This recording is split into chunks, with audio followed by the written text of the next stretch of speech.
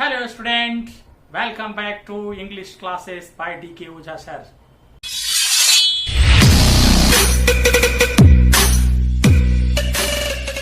Today I am going to teach you a very important topic of English language and literature of class 9th. The name of the topic is Sound of Music. Then without delaying we are going to start. First of all, I am going to share with you in this lesson there are two parts.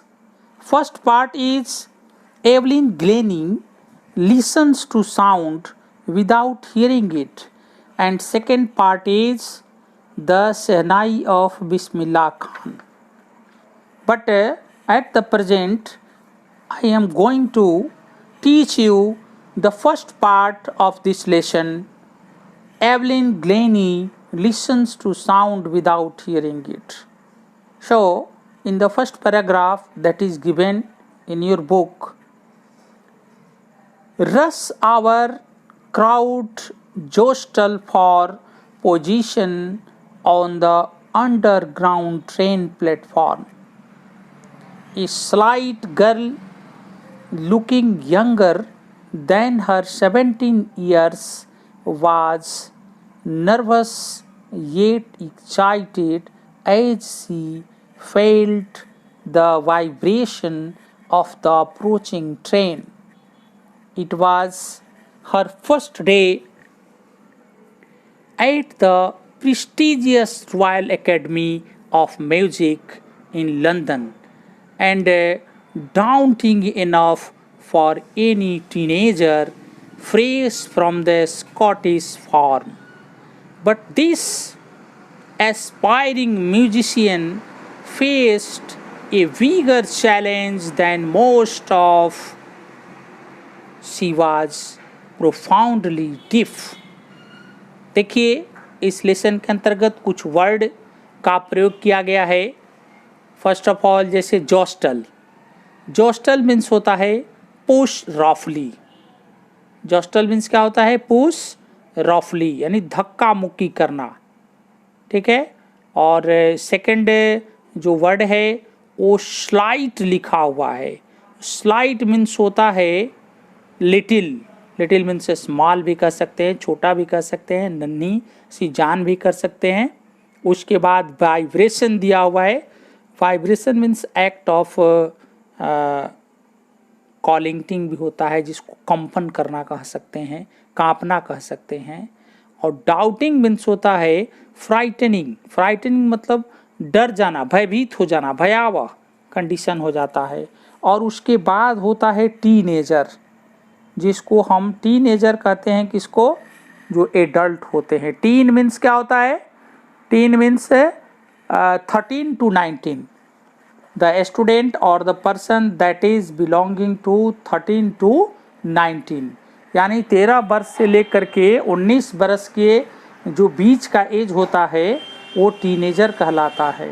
और उसके बाद aspiring musician उसको कहते हैं, जैसे जो संगीतज्ञ होते हैं और वो आकांक्षी होते हैं उनको हम कहते हैं. और प्रोफाउंडली मीन्स होता है गंभीरता से.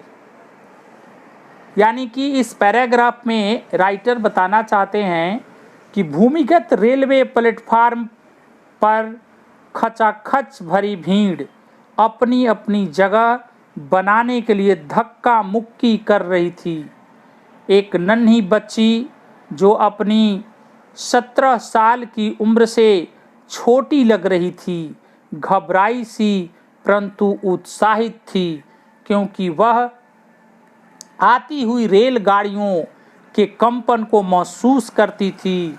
यह उसका लंदन के प्रतिष्ठित रॉयल एकेडमी ऑफ म्यूजिक में प्रथम दिन था, और किसी भी तरुणी के लिए जो स्कॉटलैंड फार्म से आई थी के लिए बहुत ही अधिक भयावह था. परंतु इस महत्वाकांक्षी आकांक्षी संगीतज्ञ को दूसरों के अपेक्षा बड़ी चुनौती का सामना करना पड़ा. वह गंभीर रूप से बहरी थी।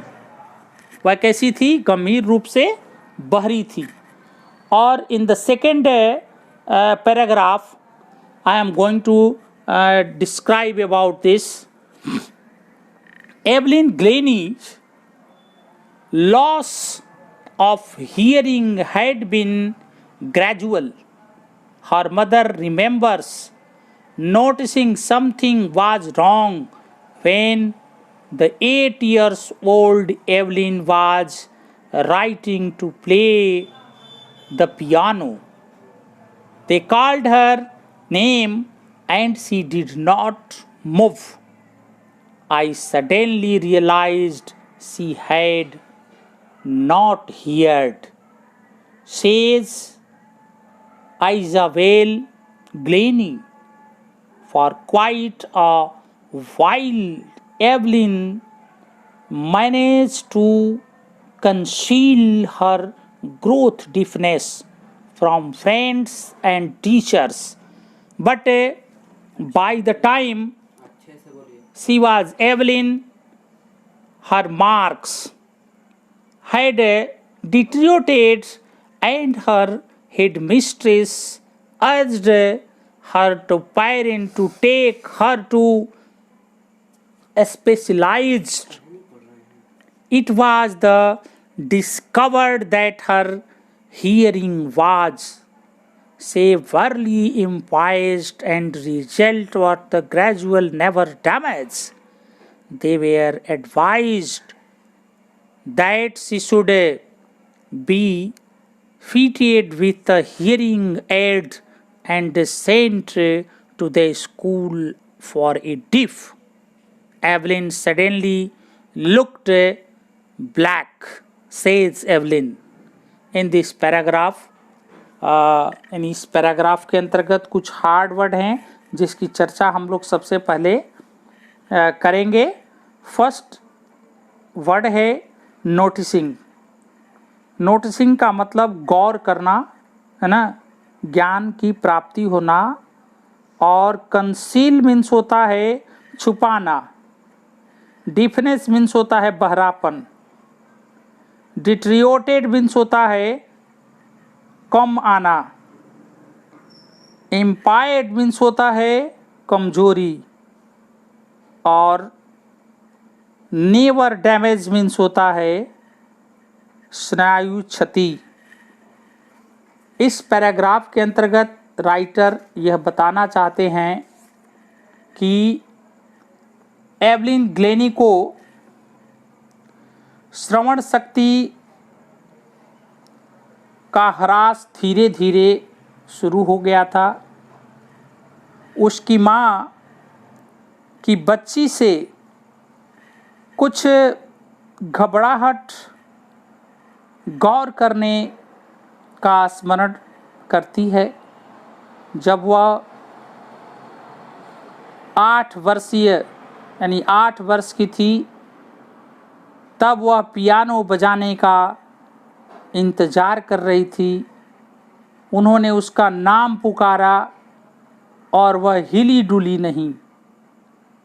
मुझे अचानक एहसास हुआ कि उसे सुनाई नहीं देता है। वह ग्लेनी से कहती है। कुछ समय तक एवलिन ने अपने बढ़ते हुए बहरेपन को अपने मित्रों से, अपने अध्यापकों से, अपने शिक्षकों से छुपाने की कोशिश किया, परंतु उस समय तक वह 11 वर्ष की हो चुकी थी और उसके अंक कम आने लगे थे। परीक्षा में उसके मार्क्स कम आने लगे थे। अध्यापिका उसके माता पिता को बुला करके कहने की कोशिश करते थे, कहते भी थे कि इसकी बहरापन बढ़ता जा रहा है, आप विशेषज्ञों से बात करें, डॉक्टर से इसको सलाह लें, डॉक्टर को बताएं, इसकी बीमारी जो है दिन पर दिन बढ़ती जा रही है। यही कारण है कि यह कमज़ोर होते जा रही है पढ़ाई लिखाई में। इसको स्पेशल स्कूल में जहाँ पर कि इसकी स्पेशल व्यवस्था किया जाए, इसको भेजने की ज़रूरत है, अन्यथा यह कुछ नहीं कर पाएगी। लास्ट में एवलिन कहती है नहीं। But Evelyn was not going to give up. She was determined to lead a normal life and purposed her a xylophone and decided that she wanted to play to it. Most of the teachers discouraged her, but Passionate Ron Flowers spotted the potential. She began to turning two large drums of different notes. Don't listen through your ear, he would say. Try to sense it some other way. Say, Evelyn.